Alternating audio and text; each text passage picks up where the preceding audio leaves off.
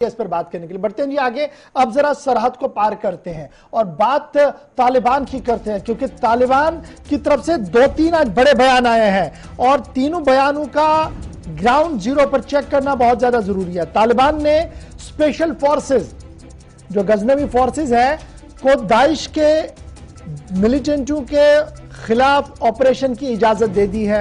यानी तालिबान अब आईएस के मॉड्यूलों के खिलाफ, उनके मिलिटेंटों के खिलाफ कार्रवाई करेगा और नंगरहार सूबे के अंदर कार्रवाई शुरू भी कर दी गई है। तालिबान के एक तर्जुमान की तरफ से दावा पेश कर दिया गया है, यानी क्रैकडाउन शुरू हो गया।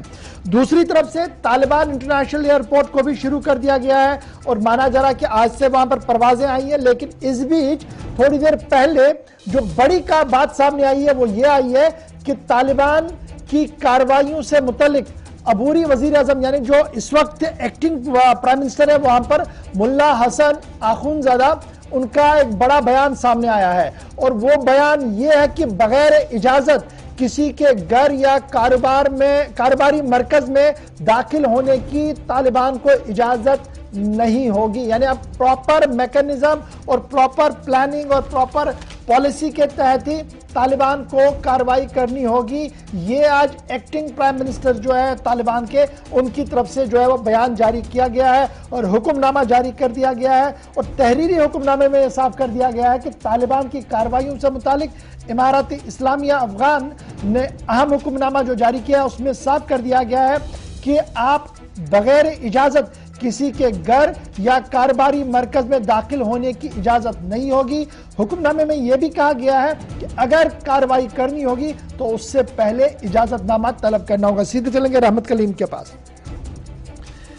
रहमत, बहुत शुक्रिया जी ज्वाइन करने के लिए। सबसे पहले दाइश वाला मामला, आईएस का मामला, जिसको लेकर तालिबान के एक तर्जुमान का बयान सामने आया। कहा गया कि जनाब अब कार्रवाइयां हम कर रहे हैं जी, वैसे तो कोई ग्रुप है नहीं आईएस का, अगर कोई होगा भी वो अब बख्शा नहीं जाएगा। तो क्या मैं ये मानूं कि इंटरनेशनल प्रेशर या दीगर मामला जो चल रहे हैं अफगानिस्तान के, वहां पर वो एक सेफ लाइन लेते हुए इस ऑपरेशन को शुरू करना चाहते हैं और कई इलाकों के अंदर जो आईएस के सबसे टॉप हेड इलाके माने जाते हैं, नंगरहार वाला सूबा, वहां से शुरुआत इस ऑपरेशन की, क्रैकडाउन की? बिल्कुल, एक तो ग्लोबल प्रेशर है, दूसरा ये कि तालिबान को भी अंदाज़ा है कि अगर हम कबल इस वक्त ये फैसला नहीं करते हैं आईएसआई के खिलाफ, आईएस के खिलाफ जाने का या दाइश के क्रैकडाउन का, तो फिर आने वाले दिनों में मुश्किलात पैदा हो सकते हैं। इस चीज़ का बहुत अच्छे अंदाज में, बहुत अच्छी तरह से तालिबान को अंदाज़ा है। यही वजह है कि पिछले कई हफ्तों से मुसलसल कोशिश की जा रही है चुन चुन करके, चाहे वो नंगरहार का सूबा हो या फिर काबुल शहर हो। इन दोनों शहरों में गुज़श्ता 1.5 से 2 हफ्ते में कई जगह ऐसी खबरें मिली हैं कि वहाँ बाज़ाब्ता तौर पर आईएस यानी दाइश के जो जंगजू थे उन्हें चुन चुन कर निशाना बनाया गया और अब बाज़ाब्ता तौर पर फरमान भी जारी कर दिया गया है और खुले हैंड दे दिया गया है कि जहां भी नजर आए, जैसे भी दिखे, आप उन्हें सीधे तौर पर निशाना बनाने के लिए आज़ाद हैं। यानी आने वाले जो खदशात हैं तालिबान को आईएस से, दाइश से जो खदशा अब तक के नजर आ रहा था कि आने वाले दिनों में कहीं उनकी हुकूमत को खतरा न लायक हो जाए या दाइश मजबूत न हो जाए अफगानिस्तान में, दाइश का बाज़ाब्ता अंदाज में कोई ग्रुप सामने न आ जाए अचानक से, इसलिए जो भी कुछ छोटे लेवल पर जो ग्रुप है नंगरहार के इलाके में खासतौर से, वहां उन्हें फौरी तौर पर चुन करके उन्हें खत्म करने की हिदायत दी गई है। और गुज़श्ता 1.5 से 2 हफ्ते में 2 अभी तक के ऑपरेशन ऐसे हुए जहां बताया जा रहे हैं कि 1.5 दर्जन से ज्यादा दाइश के लोगों को मारा गया है। तो ऐसे में नंगरहार का सूबा ही ऐसा है जहां बताया जा रहा है कि पिछले कई सालों से जो दाइश ने खुरासान को लेकर के दावा किया था और उसके बाद जो अपने दावे पेश किए थे कि वहां वो डोमिनेट करना चाहते हैं या डोमिनेट कर रहे हैं, तो दाइश के खिलाफ बाज़ाब्ता तौर पर क्रैकडाउन का यही मतलब हुआ और यही मतलब रखा भी गया है कि सीधे तौर पर आने वाले जो खतरे हैं या खदशा है, उस खदशा से बचने के लिए और आलमी प्रेशर भी अपने आप में। मैं आपको 2 मिनट रोक रहा हूं क्योंकि संजीव श्रीवास्तव सभी हमारे साथ ज्वाइन कर चुके हैं। बहुत शुक्रिया सर ज्वाइन करने के लिए। आपके पास बिल्कुल 1 मिनट में फटाफट से आऊंगा, लेकिन उससे पहले रहमत एक बात जरा ये भी बताइएगा, गवर्नमेंट इन एग्जाइल का ऐलान और स्विट्जरलैंड में एम्बेसी के एम्बेसडर कह रहे हैं कि जनाब गवर्नमेंट इन एग्जाइल का ऐलान हो गया है और अमरुल्लाह सोलेह जी हमारे हेड हैं, हम उसी को मान रहे हैं। और यहां पर थोड़ी देर पहले मैं देख रहा हूं कि तालिबान के जो ऑफिशियल स्पोक्स पर्सन है ज़बीहुल्लाह मुजाहिद, उनका मानना है कि जनाब इसका कोई वजूद ही नहीं है, पूरे अफगानिस्तान पर इमारत इस्लामिया पर तालिबान का कंट्रोल है।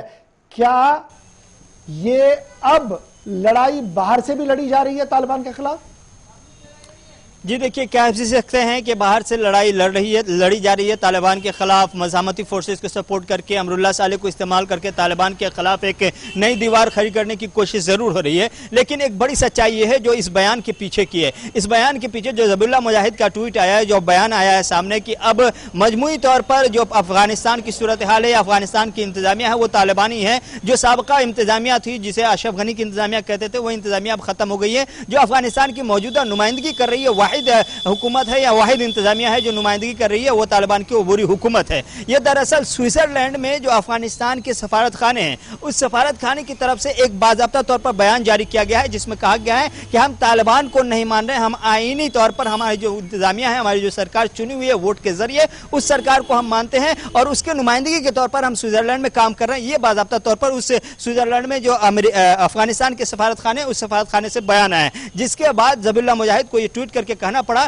कि फिलहाल कोई भी इंतजामिया नुमाइंदगी नहीं कर रहा है सिवाय तालिबान के, और तालिबान ही मजमूई तौर पर इस वक्त दुनिया भर में जहां भी जो भी मुमकिन होगा नुमाइंदगी के लिए सिर्फ अहल है तो वो तालिबान की इंतजामिया है। सबका इंतजामिया सबके सब खत्म हो चुकी है। पे रहिए, मेरे साथ संजीव सर भी ज्वाइन करें। संजीव जी, बहुत शुक्रिया सर ज्वाइन करने के लिए। दो बड़े इंपॉर्टेंट स्टेटमेंट है। एक ISIS के खिलाफ कार्रवाई की बात तालिबान से सामने आ रही है और कई प्रोविंसेस के अंदर ये कार्रवाई शुरू कर दी गई है, और फिर आज एक्टिंग प्राइम मिनिस्टर का स्टेटमेंट कि तालिबान फोर्सेस जो है वो कहीं पर भी नहीं जा सकते जनाब, अब बाज़ाब्ता तौर पर डिस्ट्रिक्ट हेड से आपने परमिशन लेना होगा, पुलिस हेड से परमिशन लेना होगा। और फिर तीसरी बड़ी बात जो सबसे अहम आपसे जानना चाहूंगा वो ये भी है कि जिस तरीके का इंटरनेशनल प्रेशर एक बन रहा है, क्योंकि US के अंदर जो हम देख रहे हैं कि जिस तरीके का बिल लाया गया है, क्या ये सारा इफेक्ट और रिफ्लेक्शन उसकी भी है जो हम अफगानिस्तान के अंदर देख रहे हैं? जी जी गौहर साहब, ये जो ISIS खुरासान और तालिबान के बीच में अफगानिस्तान में एक वर्चस्व की लड़ाई चलती रही है और दोनों के बीच में पहले भी लगातार संघर्ष की स्थितियां रही हैं, लेकिन वर्तमान में तालिबान ने काबुल की सत्ता का टेक ओवर कर लिया है और तालिबान अब इस बात को इंश्योर करना चाहता है कि उसकी जो सत्ता पर उसका जो कंट्रोल हो वो पूरी तरीके से हो, वो टोटल कंट्रोल हो। और उसी वजह से पहले उसने पंजशीर में अमरुल्लाह साले और अहमद मसूद के जो ऑपरेशन है उसको कंप्लीट किया और पंजशीर को उसने अपने कब्जे में ले लिया। अब तालिबान के सामने जो सबसे बड़ी चुनौती है आंतरिक रूप से वो ISIS खुरासान की है, और ISIS खुरासान नंगरहार में उसका बेस है। और नंगरहार में अभी हाल में आपने देखा कि नंगरहार की जो कैपिटल सिटी जलालाबाद में कई हमले कराए गए थे, जिसमें कि तालिबान के कई जो फाइटर्स भी उसमें हताहत हुए।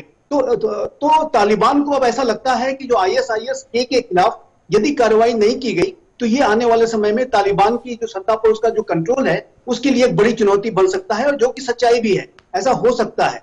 बहुत सारी ऐसी रिपोर्ट्स रही हैं कि अब ISIS खुरासान अपने आप को लगातार रिग्रुप करने की कोशिश कर रहा है। लगातार वो इराक, लीबिया, सीरिया से भी तमाम ISIS के जो आतंकी हैं वो लगातार अफगानिस्तान की तरफ भी बढ़ रहे हैं। तो ऐसे में ISIS खुरासान यदि मजबूत होता है तो वो तालिबान के लिए बहुत बड़ी चुनौती बन सकता है। जलालाबाद के जो हमले हैं वो इसके प्रमाण हैं। तो इससे अब तालिबान चिंतित नजर आता है और इसी वजह से वो ऑपरेशन करने जा रहा है। दूसरा आपने जो सवाल जी कंटिन्यू करें सर, कंटिन्यू करें। जी दूसरा आपने जो सवाल किया कि जो अमेरिका में जो ये बिल लाया गया है उस बिल का निसंदेह तालिबान के ऊपर असर हो सकता है। तालिबान की जो वर्तमान समय में उसकी जो सबसे बड़ी प्राथमिकता है वो अपनी सरकार को स्टेबलाइज करने की है और उसको अंतर्राष्ट्रीय मान्यता, अंतर्राष्ट्रीय सहयोग और अंतर्राष्ट्रीय सपोर्ट को हासिल कराने की है। आपने रिपोर्ट देखी होगी कि तालिबान की तरफ से भारत सरकार को भी अनुरोध किया गया है कि भारत सरकार अपनी जो फ्लाइट्स है उसको रिज्यूम करे, और यहां तक कि स्कॉलरशिप्स को भी रिज्यूम करने का रिक्वेस्ट तालिबान ने भारत से किया है। इसी तरीके की गुहार तालिबान विश्व के तमाम अंतर्राष्ट्रीय समुदाय के जो राष्ट्र हैं उनसे लगा रहा है, क्योंकि तालिबान की जो वास्तविक रूप से वर्तमान समय में जो उसकी मंशा है वो अपनी रिजीम को स्टेबलाइज करने की है। उसका हाल का जो चरित्र बहुत नकारात्मक रहा है और अंतर्राष्ट्रीय समुदाय में इसको लेकर के काफी चिंताएं हैं। काफी अंतर्राष्ट्रीय समुदाय सोच विचार कर ही कोई कदम उठाएगा, लेकिन तालिबान का ये जो पूरी जो कवायद है वो उसके ऊपर दबाव को भी दिखाता है। आप यानी जानते कहीं हैं ना कि कहीं अमेरिका ने एक्सरसाइज पूरी एक बहुत तालिबान बड़ी की कर रहा है आगे बढ़ने के। रहमत फटाफट से जरा इस पर आइएगा। जब हम बात कर रहे हैं कि 22 रिपब्लिकन सेनेटर जो हैं वो सैंक्शन की बात कर रहे हैं तालिबान पर, फिर पाकिस्तान को वॉर अगेंस्ट टेरर में फंडिंग की बात कर रहे हैं, लेकिन वहीं पर हमने ये भी देखना होगा कि सेनेट के सामने जो अमेरिका के चीफ ऑफ द स्टाफ है वो अपनी शिकस्त को तस्लीम कर चुके हैं। और थोड़ी देर पहले मैं शहरी रहमान के ट्वीट को देख रहा था। शहरी रहमान एक फॉर्मर डिप्लोमेट भी रही है। उनका मानना है कि देखिए पाकिस्तान को तो बहाना बनाया जा रहा है, एक टारगेटिंग पॉइंट बनाया जा रहा है। दरअसल जो एग्रीमेंट हुआ है वो तो दो मुल्कों के भी दो लोगों के बीच में हुआ है। एक तरफ से अफगानिस्तान के तालिबान थे, एक तरफ से अमेरिका था। तो पाकिस्तान को क्यों इसमें डाला जा रहा है उनकी समझ से बाहर है, लेकिन जो हालात बनाए जा रहे हैं ये आने वाले दिनों के लिए पाकिस्तान के लिए एक बहुत बड़ा खतरा पैदा कर सकते हैं। शहरी रहमान का यह बयान इमरान खान के लिए कितनी बड़ी परेशानी खड़ी कर सकता है? जी, जाहिर सी बात है इमरान खान के लिए अभी अमेरिका से खतरे की घंटी बज चुकी है, चूंकि सेनेट से मंजूरी के बाद, सेनेट में करारदाद पेश किए जाने के बाद कांग्रेस में भी बाकायदा तौर पर वहां पर यह करारदाद पेश कर दी गई है। दोनों वहां के जो हाउसेज हैं, दोनों हाउसेज में करारदाद पेश की जा चुकी है और बहुत मुमकिन है कि इसको आगे तक ले जाया जाए, जिसके बाद से पाकिस्तान का एहतसाब शुरू हो जाएगा। और पाकिस्तान का एहतसाब जब होगा तो जिस तरह की पाबंदियां अमेरिका ने ईरान पर लगाई थी ट्रंप के जमाने में, या अभी भी जो पाबंदियां लगी हैं, करीब करीब उसी किस्म की पाबंदियों का सामना पाकिस्तान को भी करना पड़ सकता है। चूंकि इस पूरे मामले में खासतौर से जब अशरफ गनी सदर थे और वजीर आजम इमरान खान भी वो एक कॉन्फ्रेंस में मौजूद थे, उनकी मौजूदगी में जिस तरह से अफगानिस्तान के उस वक्त के सदर अशरफ गनी ने बताया था कि किस तरह से पाकिस्तान अफगानिस्तान में आग में घी डालने का काम कर रहा है, तो वो उसी वक्त से तस्वीर साफ थी कि किस तरह से अंदरूनी खाना पाकिस्तान अफगानिस्तान में तालिबान को सपोर्ट कर रहा है। और यही चीजें पहले दिन से भी सामने आनी चाह रही थी। अब अमेरिकी कांग्रेस हो या अमेरिकी सेनेट हो, इसे पेश करके बाकायदा तौर पर संजीव सर, बड़ा इंपॉर्टेंट मैं आपसे कमेंट लेना चाहूंगा। ये बड़ा इंपॉर्टेंट, मैं इस बिल को जब देख रहा था तो बिल के बाद at the end of the day जब दोनों हाउसेज से पास होगा, अल्टीमेट पावर प्रेसिडेंट के पास है, बिल के यूएस प्रेसिडेंट के पास है। तो क्या ये जो प्रेशर यूएस प्रेसिडेंट पर इस वक्त बन रहा है विद इन द अमेरिका, क्या मैं उसका ये देखूं कि ये बिल लाने के लिए कहीं ना कहीं एक छोटा सा रास्ता खोला गया, ताकि अगर जरूरत पड़े अमेरिका को वो माइट इज राइट वाला रास्ता इस्तेमाल करते हुए तालिबान पर पाबंदियां भी लगाएगा? कहेगा कि जनाब आप फेल हो गए अपनी कमिटमेंट्स को डिलीवर करने में? जी, ये निसंदेह इस बार ये दिखाई देता है कि बाइडेन एडमिनिस्ट्रेशन के ऊपर दबाव बढ़ता जा रहा है। और बाइडेन एडमिनिस्ट्रेशन स्वयं भी जिस तरीके से तालिबान ने उसको बिट्रे किया है, उसे धोखा दिया है, दोहा में जो करार हुआ था उसको वायलेट किया, और उसने अफगान सिक्योरिटी फोर्सेस पे हमले करते हुए, पाकिस्तान की मदद लेते हुए काबुल की सत्ता का फोर्सफुल टेक ओवर किया है। तो उससे अमेरिका के अंदर एक बेहद असंतोष है, और बाइडेन एडमिनिस्ट्रेशन के अंदर भी असंतोष है। अमेरिकी संसद में तो असंतोष है ही, जैसा कि ये बिल के माध्यम से स्पष्ट रूप से दिखाई देता है। तो ये आने वाले समय में ये स्पष्ट रूप से दिखता है कि बाइडेन एडमिनिस्ट्रेशन पाकिस्तान के ऊपर कोई कड़ी कार्रवाई कर सकता है, और तालिबान के ऊपर जो पहले भी जो सैंक्शंस लगाए गए हैं उसको और अधिक कड़ा किया जा सकता है, और जो है गहरे सैंक्शंस तालिबान के ऊपर लगाए जा सकते हैं। तो निसंदेह वर्तमान समय में जो अमेरिका को इतनी बड़ी रणनीतिक विफलता मिली है, उस रणनीतिक विफलता की वजह से अमेरिका के अंदर एक मंथन चल रहा है। बाइडेन एडमिनिस्ट्रेशन के अंदर भी एक मंथन है, अमेरिकी सांसदों के अंदर भी एक मंथन है, जिसका कि आपने देखा कि कांग्रेशनल हियरिंग्स में हुई। तो जाहिर है कि इसकी जो आने वाले समय में इसके ऊपर जो कार्रवाई करते हुए अपनी जो गलतियां हुई हैं उसको सुधार करने की प्रक्रिया में अमेरिका पाकिस्तान के ऊपर कोई बड़ी कार्रवाई कर सकता है, तालिबान के ऊपर भी वो बड़े आर्थिक प्रतिबंध लगा सकता है, और इस बात की संभावना दिखाई देती है। बहुत बहुत शुक्रिया सर आपका ज्वाइन करने के लिए। रहमत, आपका भी बहुत बहुत शुक्रिया जिस समय देने के लिए वक्त